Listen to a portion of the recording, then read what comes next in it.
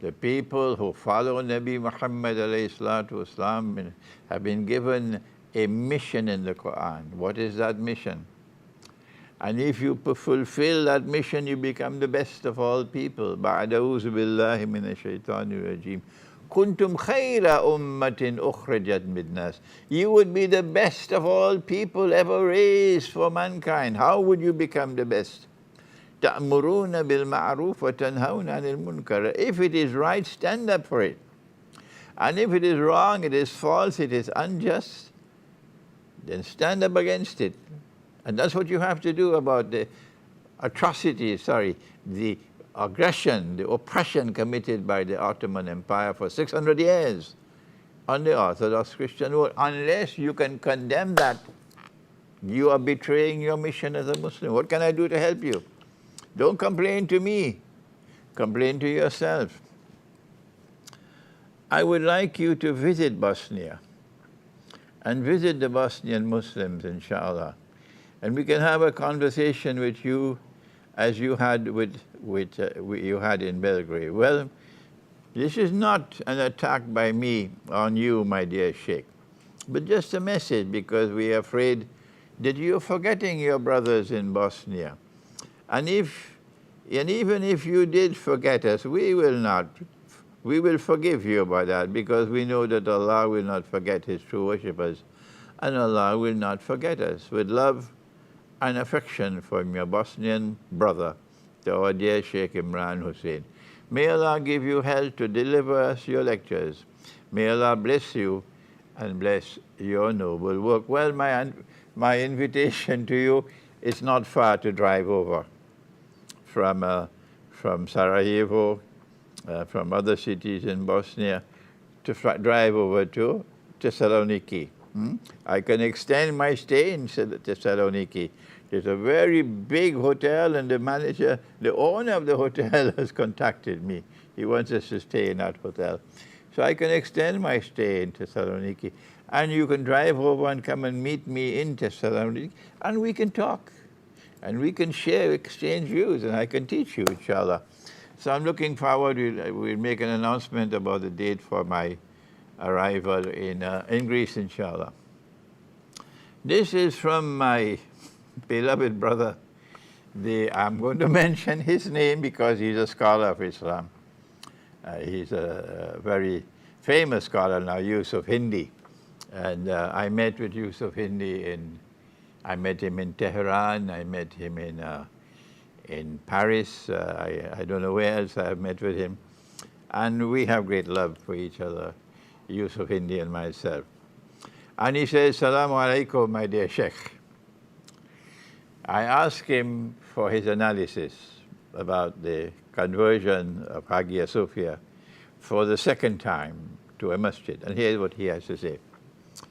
There are several levels of analysis, and I will limit myself to a geopolitical analysis. I think that Erdogan is the actor of a story that is beyond him, and he does not understand. The reopening of Hagia Sophia as a masjid for Erdogan is a symbolic act intended to erase the recent humiliations inflicted on him by the Russians following his failure in Syria. Yes, Erdogan was the major actor.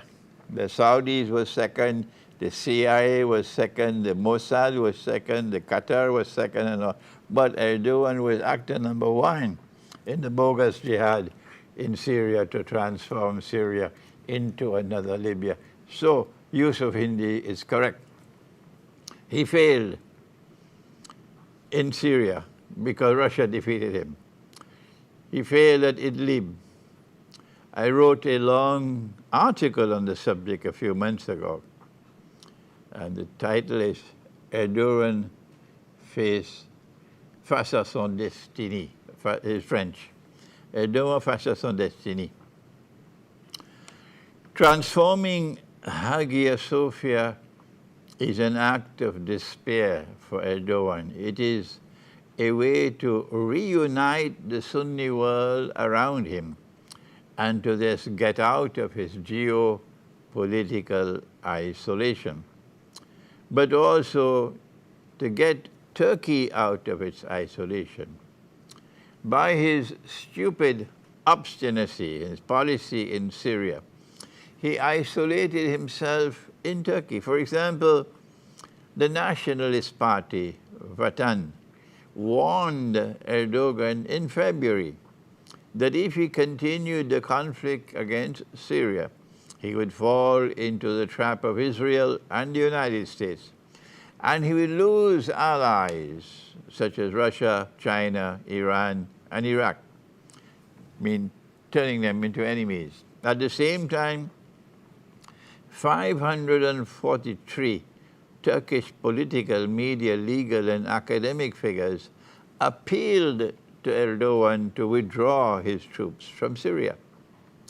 But in reopening Hagia Sophia and in organizing the Salatul Jummah as another failure, was another failure for him, because none of the Muslim leaders accepted his invitation to come for the reopening, including his own allies of Qatar and Azerbaijan. They refused to participate in the event. I was not aware of this.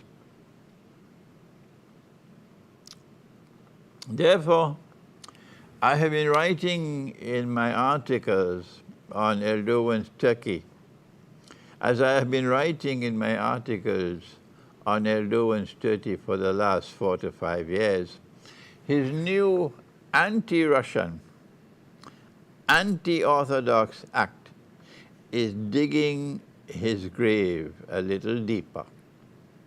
Moreover, Erdogan offers an opportunity to Russia, who often apply martial art techniques to geopolitics, as the Ukrainian aggression offered them in the Crimea, that when war breaks out and Russia takes Constantinople, it is their only outlet to the Mediterranean Sea.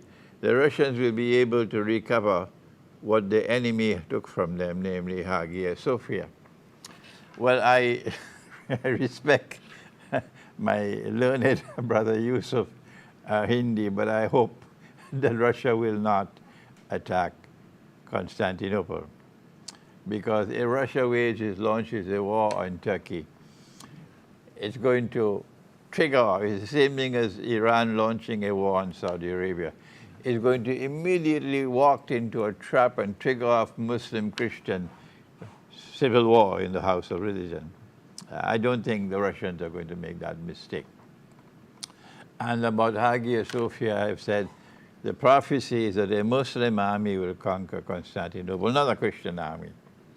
And when we conquer Constantinople, we will return Hagia Sophia to the Christian. They don't have to take it by force. We'll return it to them.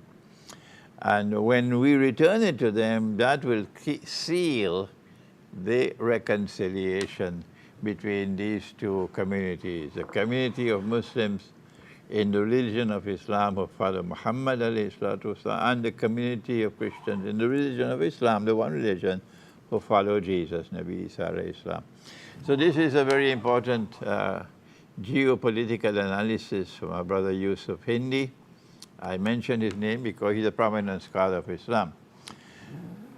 This letter is from Ireland, the Republic of Ireland, and he's Catholic, and I'm not mentioning his name.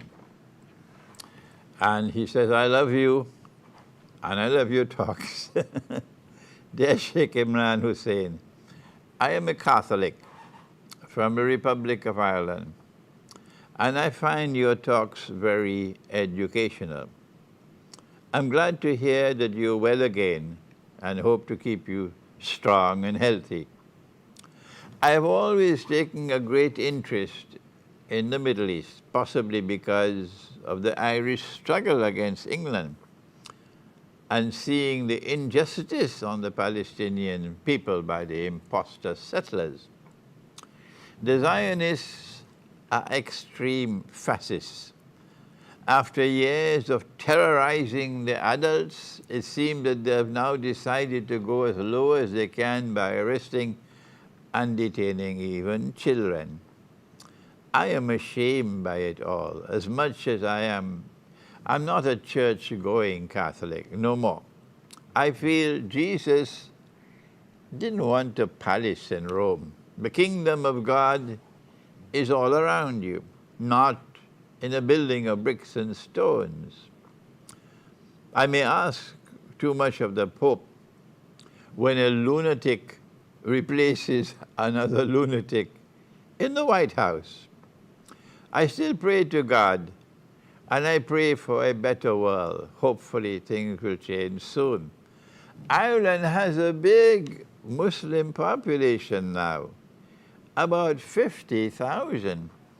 And it's brilliant to see. Of course, I say peace be upon you in Arabic, assalamu alaikum, when I pass my new brothers and sisters. It always brings a smile and a blessing in return. I've taken enough of your time, so I await your YouTube talks. Stay well, and thank you. This is our brother, Catholic brother from Ireland. The next letter is from Greece, from an Orthodox Christian. I'm not going to mention his name, and I ask his permission to read out his letter. Congratulations, he says to me, for the light which you bring on so many issues that both Muslims and Christians are not aware about.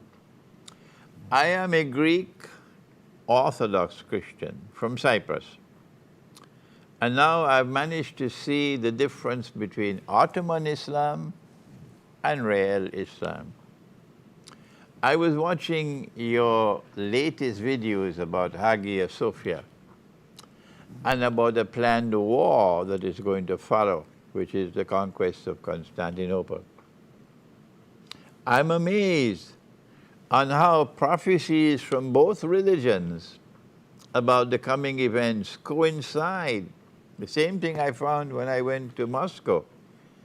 I had dialogue in Moscow at the State University of Moscow, and I had a prominent Christian eschatologist sitting next to me. And I was fascinated by the commonality there was between our two eschatology. I understand that NATO is pushing things in one direction, and we know who are the NATO members. But what about Christian Greece? Who is the one that is being constantly bullied and provoked by Ottomans and their allies? She's also a member of NATO. She also has good relations with Russia and the United States, but it seems that all this support is only words. The West is not actually supporting Greece. It's only words. Greece and Cyprus are always left unhelped, but they have strong faith in their God. I would appreciate if I could have some comments of you, sir, about Greece and the relations with NATO. And he continues in another email, hello, sir, and thank you for your prompt reply. Of course, you can read my email, and I really look forward to your important comments. Greece, Cyprus, like many other countries, including both Christian and Arabic countries, have suffered a lot under the Ottomans. And they have bitter memories with all of the atrocities and genocides and humiliation they are suffering till today. The majority of our people, both Muslim and Christian, want and need peace and can live happily together if they are left uninfluenced by foreign and evil powers. Example, that my own country, Cyprus, the Greeks and the Muslims, most of them Christians who are Islamized, are still speaking Greek. in the fear of not losing their properties and life. The Greeks and the Muslims lived together. I prefer not use the word Greek, use the word Orthodox Christian. The Orthodox Christian and the Muslims lived together and even shared the same religious events like weddings and holy days, and respected each other. But their crime was that they asked to take their fate in their own hands, and they tried to send away British occupiers and reunite with the motherland. This is what the British applied with their divide and rule policy, so they could gain from their separation. So they planted the seeds of hate between Muslims and Christians, like they did in so many in the countries like India and Pakistan. This is where they invented the term Greek Cypriot and Turkish Cypriot. Cypriots were in a majority Orthodox Christians, 82%, and there was a minority of Muslims, Armenians, Catholics, Maronites. But like in all countries they have occupied, they have managed to divide the people. I start to believe that the bogus Islam represented by the Ottoman occupiers, who also support ISIS, and fanatics all over the world, are just executioners of a group of mostly Western nations that they believe only one God, and the God is called money. Yes, my brother, you are correct that both the Christians, the Orthodox Christians, and the Muslims are being brainwashed and taken for a ride. You are right that their best interests lie in coming together and forging ties of fraternity, fraternal relations, brotherly relations. You're correct in that. It is the outside forces who want you to fight with each other and hate each other. Maybe I can visit you in, is it Nicosia, the capital of the, that part of the island controlled by the Greeks? Maybe I can visit you one day in Nicosia, and we can forge a policy of trying to build friendship between the Muslims and the Christians in Cyprus. I remember lecturing in Leeds, and the consul for Cyprus was there attending my lecture. And my best supporter in Leeds, my brother Dr. Marius Adamo, is Greek Cypriot, from Cyprus. The secret for the Muslim side, the secret is that they have to understand that the Ottoman Empire was an oppressor, an aggressor. Once they recognize that, then it is possible for them to do what the Indian Muslims should have done a long time. That the Mughal Empire was precisely the same as the Ottoman Empire, played the same role. And they both left this bitter legacy behind them in India and in the Orthodox Christian world. So call a spade and denounce the acts of oppression by the Mughal Empire and by the Ottoman Empire. Apologize to the Orthodox Christians for what they did to them, and to the Hindus for what the Mughals did to them by ruling over them. And then you are on the way to try to restore ties of fraternity. This one is from yet another Orthodox Christian, and I will not mention his name. And he says, it takes a wise man, Sheikh, godly words to calm the minds and avoid the conflict. Brother Imran, I see in you and in your words a hope to calm our Muslim brothers in Azerbaijan and in Turkey, to be kind towards their Christian Armenian Orthodox neighbors. He's Armenian. I'm looking forward to communicate and to talk with your friends in the region, and to spread and to share the love and the kindness in our hearts. We should do what we can to avoid more conflicts, to avoid more wars. It will kill innocent people, peaceful people.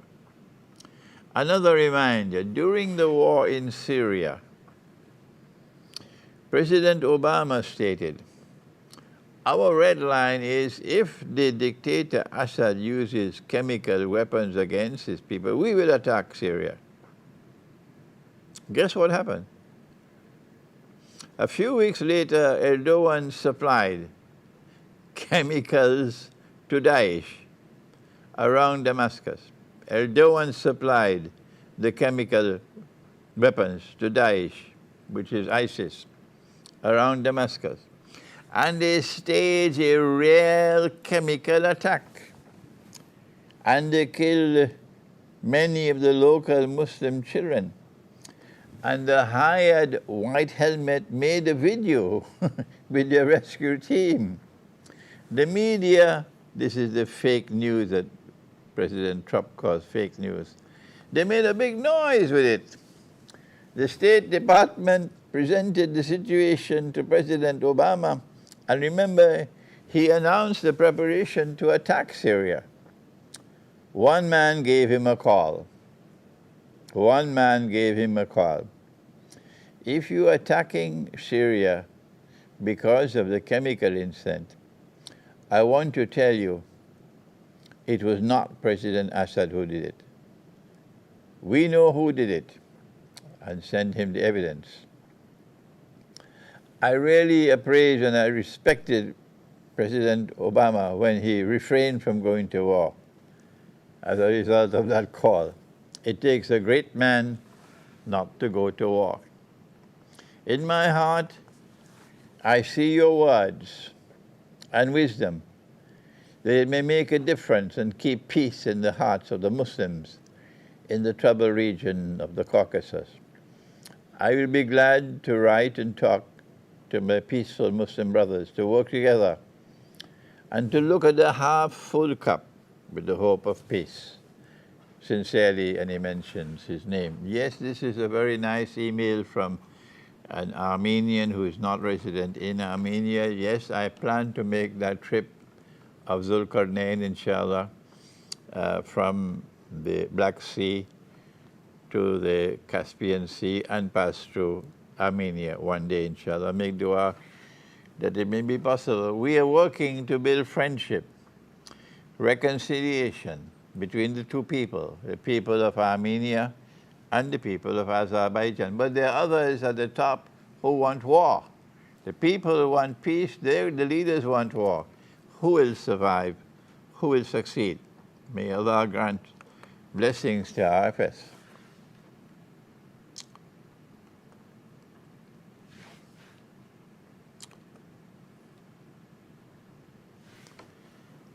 This one is from, where is he from?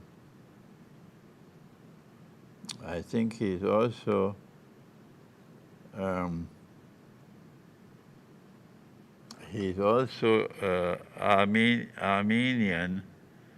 but yes, he is Armenian, but he is not in Armenia. I won't mention the country where he's resident now. Marhaban, Sheikh Imran, marhaban. If all Muslims were to think and to believe as you teach, I would embrace every Muslim as my brother and sister. I am Armenian and I follow Hazrat Isa alayhi salam. And I know one thing, if Hazrat Isa were here today, he would embrace you and he would kiss you. I wish you were closer to me so I could sit with you and I could sing the truth together with you. If ever you are in, okay, let me mention the name of the city. If ever you are in Melbourne, I will come and sit with you, inshallah. You speak the truth that is holy. You speak so perfectly. I take much joy in listening to you. than to any Christian priest. I will confess I'm a doubter, but it is also truth that nothing is more important than God. I pray God night and day that God reveals the truth. And then he followed this up. I would be honored if you can read my words out to your audience. I write from the heart, and as such, I'm open to truth in the world. If the world would honor Islam, if the world would honor Islam in light of your words, all Christianity, except Santa Claus, would joyfully and lovingly embrace Islam as a sister. And this would be very good for her itself. Side by side, it would keep Christianity in her path. I look forward to seeing your next session. I pray one day soon I'm blessed to sit in front of you to bathe in the light of your words. God bless God bless all his honest and loving children. I won't mention the name. This is an Armenian. And now it's an Ethiopian, and he's Muslim. Assalamu alaikum wa rahmatullahi wa barakatuh. Dear Sheikh, my name is, and I won't mention his name, I am an Ethiopian Muslim and your student for the last few years. I want to ask you, what do you think of the relationship of Muslims and Ethiopian Orthodox Christians in Akhir Zaman? Because I do not hear you make mention of them in your lectures. Ethiopian Orthodox Christians are the most humble and the most sincere people you'll ever meet. They are the ones who also gave refuge to the early Muslims during the time of the King Najashi, the Negus. They have deep love and respect for us Muslims. I grew up with Orthodox Christian friends who always reminded me to perform my 5 daily prayers.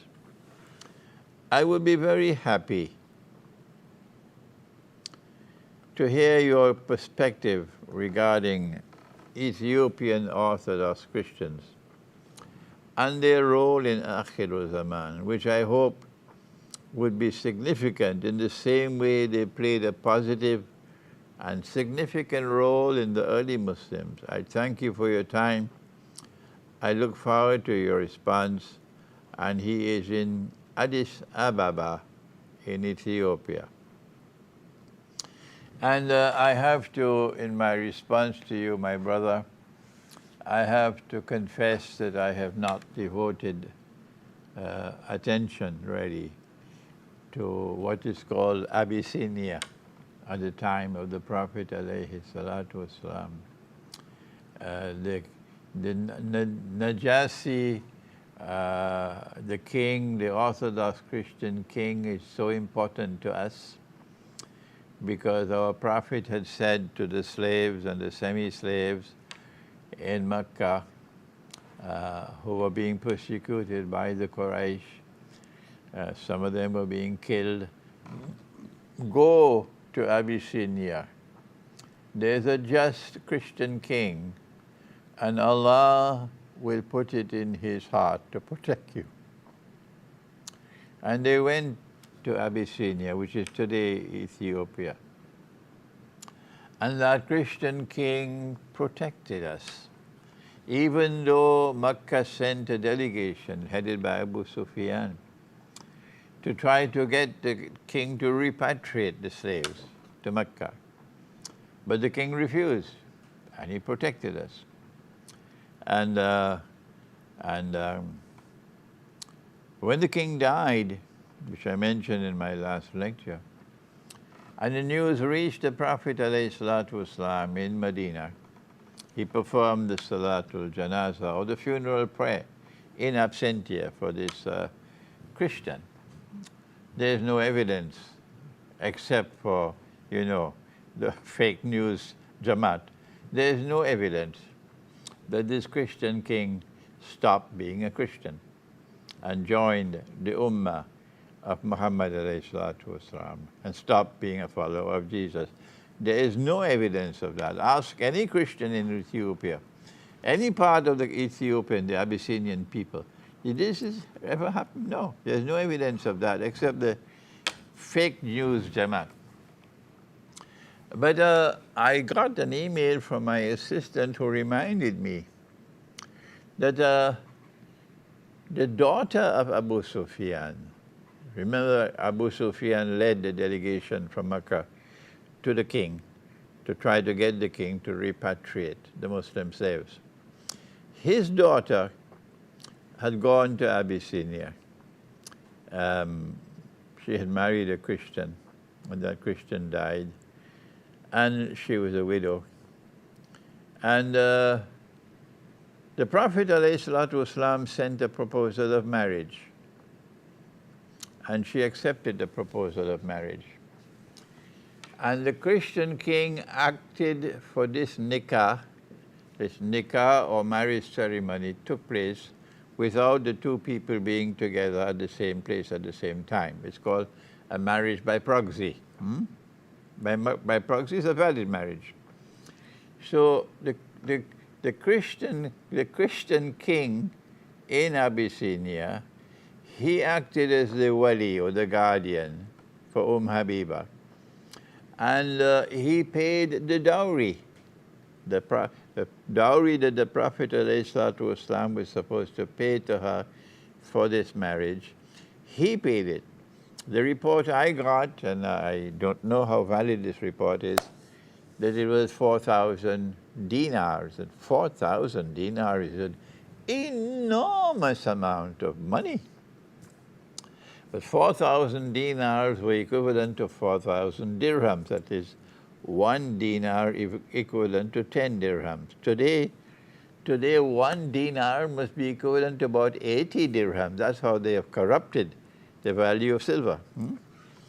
So he paid the dowry, and then she traveled to Medina, Habiba, to be the wife of the Prophet ﷺ.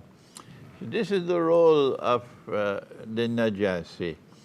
And it is about these Christians that the Quran was speaking in Surah Al-Ma'idah, when Allah says that you'll most certainly find those who will be closest in love and affection for you. For you meaning the people who follow Muhammad ﷺ.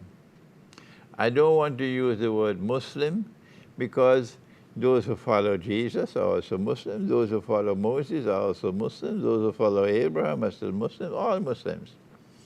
I'm talking about those who follow Nabi Muhammad ﷺ. The Quran says that you will find those who are closest in love and affection for you to be a people who declare we are Nasara. We are Nasara. And but the Quran says about the Nasara that the Nasara are people who worship Jesus as the Son of God. The Quran says about the same Nasara that they declare that Jesus is the Son of God.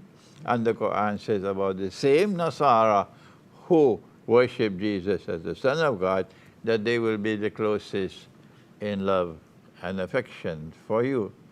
And this is because they have priests and monks among them. They have the institution of monasticism, and they're not an arrogant people. They don't want to rule the world. And these were the Christians at that time who were closest in love and affection to us. And they had not left the Ummah or the community which follows Jesus. They had still remained as a community that is following Jesus when the slaves arrived, the Muslim slaves, and they protected us. And it'll be the same Christians who still worship Jesus, the same Christians who still declare Jesus is the Son of God, the same Christians the first time, the same Christians the next time, who now will become again for the second time closest in love and affection for us. There are some, I have to turn to some critics now. It's painful for me to do so because they would listen and listen and listen. It goes through one ear, it comes out of the other. It's like schoolboys. No, no, no, a Christian people who will be closest in love and affection to Muslims cannot be a Christian people who have the Trinity and who worship Jesus, the Son of God. No, it's not possible. But yet, this is what happened in Abyssinia. This is precisely what happened in... So go back to school, please. Yes, I agree with you, my brother, that we have to make an effort now in Ethiopia.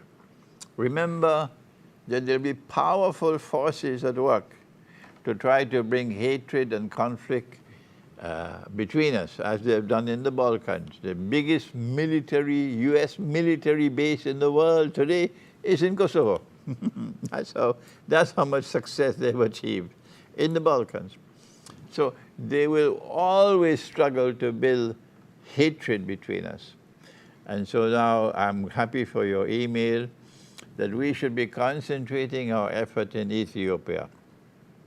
Since it happened once before in Ethiopia, it can happen another time in Ethiopia, in Abyssinia.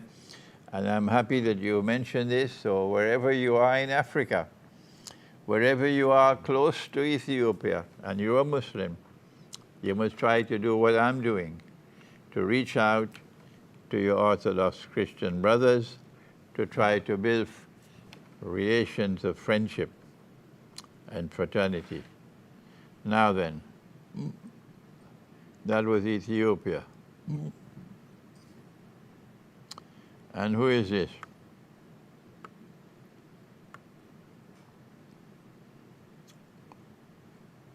This one is from the south of India, from Kerala. And he says, Sheikh Imran Hossein, Assalamu alaikum wa rahmatullahi wa barakatuh. I wish that you would speak on the expected crash of the petrodollar with oil, which is expected to fall down $10 a barrel and wipe out the Saudi economy. Yes, this is what was happening a couple of months ago. Isn't this just another step towards the impended Malhama? I wrote to you earlier that I may not make the Hajj like you advised and requested an itinerary, day-to-day life. How should we live day-to-day in Akhir Zaman? Something like your guide to the Quran with 30 days and 30 juz. Yes, it will be Allah subhanahu wa ta'ala who decrees the hour. And may we be taken into Jannah. Ameen. I look forward to your lectures on the decline of oil and the paper currency and back to real dinar and silver and gold. I always said that I am a misfit in this world, and I pray Allah to grant me mercy and help me on Sirat al-Mustaqim. Wassalamu alaikum, Sheikh Imran. I really enjoy listening to your lectures. It is very much to learn from the Sunni. There's very much to learn apart from the Sunni Darul Uloom lessons that I grew up with in India, especially in Kerala. This is the last letter I want to read because we don't have time. And I want to now turn to the subject of the lecture on the American economy and the US dollar and oil. In another less than 2 months from today, the elections are going to take place in the United States of America. And in the same way that 4 years ago, there was the possibility that Hillary Clinton could have won the elections. And if she had won the elections, then there would have been the very likelihood of war with Russia, the Malhama. And I said that Allah was kind to us and He's given us a window of sunshine when Trump won the election. And then there are schoolboys, of course. Oh, he's a supporter of Trump. What can I do with the schoolboys? I don't know what to do with them. So we were happy that at least Hillary did not win the election. I'm not a supporter of Trump, except the schoolboy who says that. But the fact is that we had 4 years of Donald Trump, with all his mistakes and all his blumberings and all of these things, but there'd be no war. The schoolboy doesn't know that, of course. There has been no war for these last 4 years. So I was right. I was correct when I analyzed the election that took place 4 years ago. And I said this was Allah's kindness to us. I was correct that this was a window of sunshine for us. And we've used these last 4 years. Alhamdulillah, I thank Allah for it. I have used these last 4 years very productively. Alhamdulillah, I've worked very hard. And the message has reached large numbers of people in explaining the Quran to them. If I didn't get these 4 years, we would not have been able to do this work. But how long can we keep on asking Allah to postpone the Malhama? Well, how long?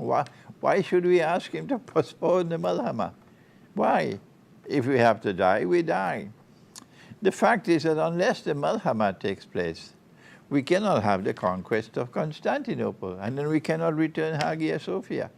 The sooner we return Hagia Sophia to our Orthodox Christian brothers, the sooner we'll have reconciliation between these two worlds. And so I'm anticipating that Trump will lose the election in November. I'm anticipating that because they're really doing a hatchet job on him. And if he loses the election in November, then you know what's going to happen. And Biden takes over, and we're going to have the Malhama, and the US dollar will crash. And we pray that Allah might protect His servants. Thank you. Wassalamu alaikum wa rahmatullahi wa barakatuh.